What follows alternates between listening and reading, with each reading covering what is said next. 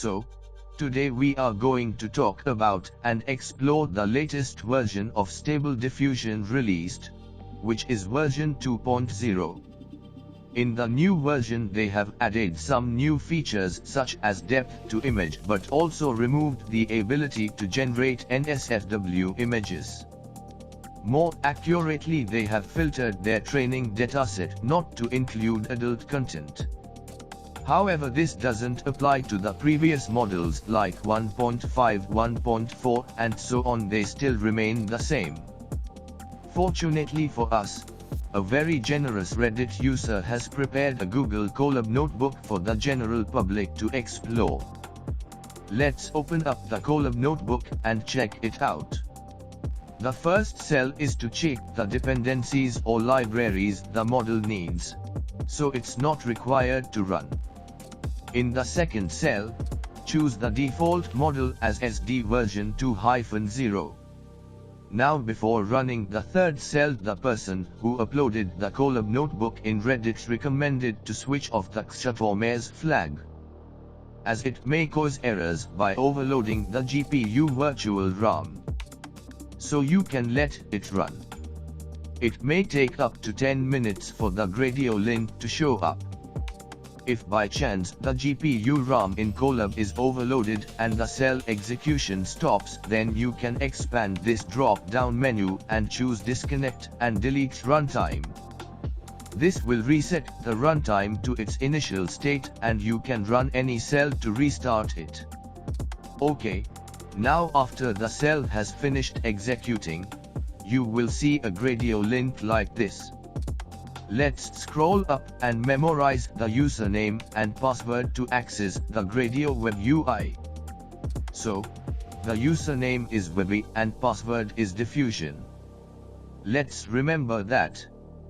Now we will go to the link and enter the username and password.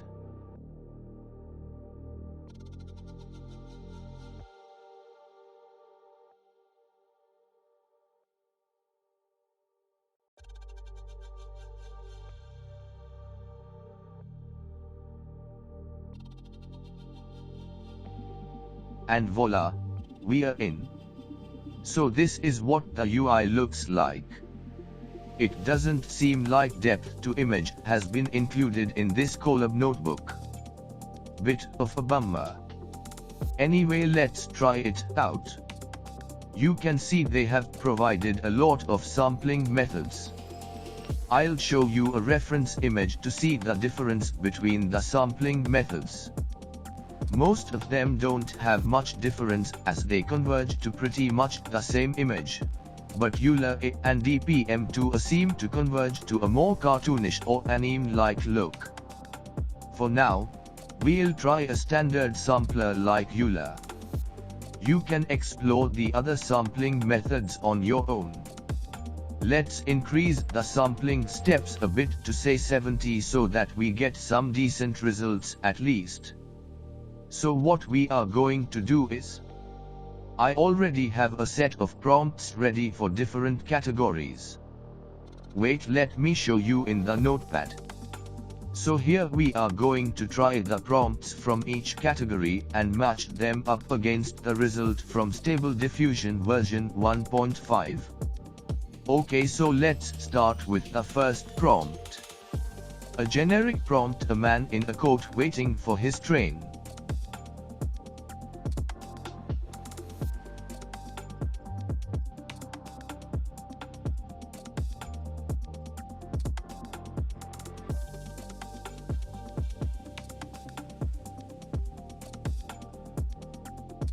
Matching it up against the 1.5 result, we can see that the results seem to be almost even, but the 1.5 result appears to have a more photogenic aesthetic to it, whereas the 2.01 appears to be simpler.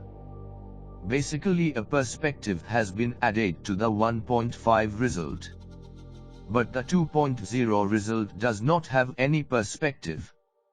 Now let's try it with the style of the artist Greg Rutkowski. Add comma then Greg Rutkowski to the prompt. After matching the results, we can see that the 2.0 result does not have any change in the style. It just appears to be a bit more black and white, that's it. Whereas the 1.5 result clearly has a more paint-like digital art style to it. It is apparent that they have removed the artist correlation to the images in the 2.0 model. Now we will test the composition-based prompt.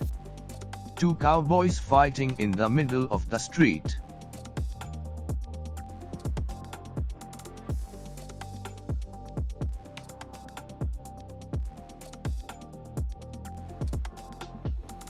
And from the two results we can see that the 1.5 result actually features two cowboys, but the 2.0 result features only one cowboy.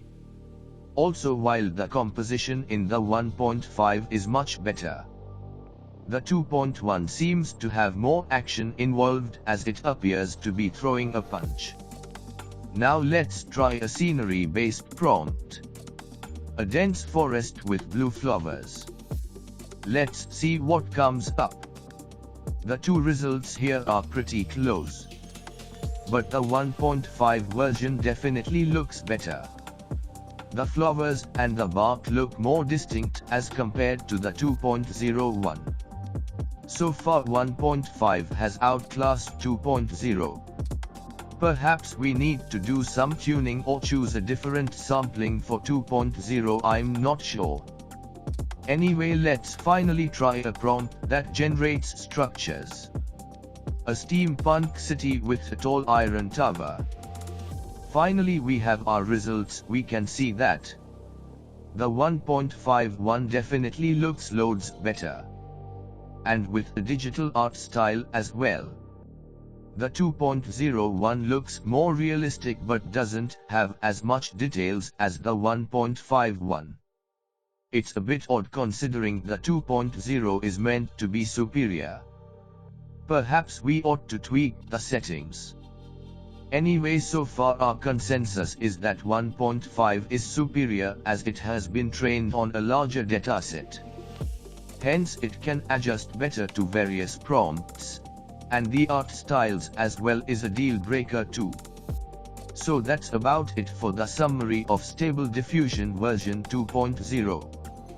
There are many other features they have included in this notebook, but notably depth to image is missing. Hope they include it later. I encourage you to explore the notebook and explore the settings and tweak them. You can refer to this image as well.